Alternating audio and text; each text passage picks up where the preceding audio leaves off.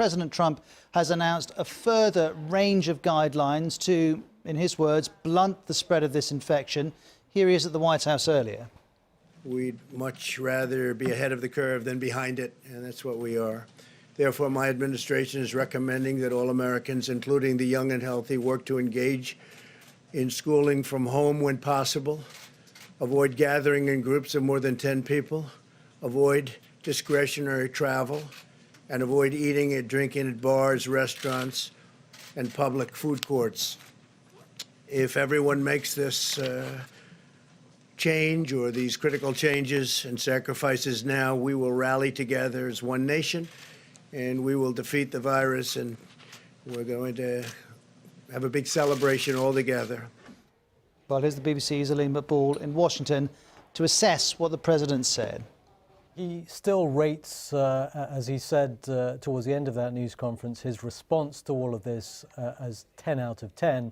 And he is still saying he's ahead of the curve. For a lot of people, he is following really the lead of governors, for example, around this country who've been imposing restrictions, giving the kind of advice he's been giving today in previous days. There are some cities that are going much further than this, and this is just advice that Donald Trump was giving today about staying away from gatherings of more than 10 people, although he was on stage right there with more than 10 people and, of course, in a packed briefing room as well, but also advising people to homeschool where possible and not to go to bars and restaurants. There are other cities that are closing bars and restaurants. San Francisco is doing much more than that, saying from midnight tonight there should be no travel unless it is essential at all out of people's homes. So a sense that while he is coming on board, there's still much more to be done.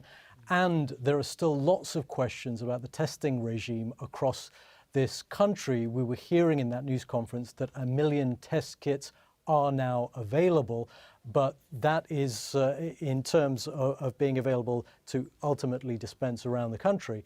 But a lot of people around this country are reporting that they can't get tested when they need to be.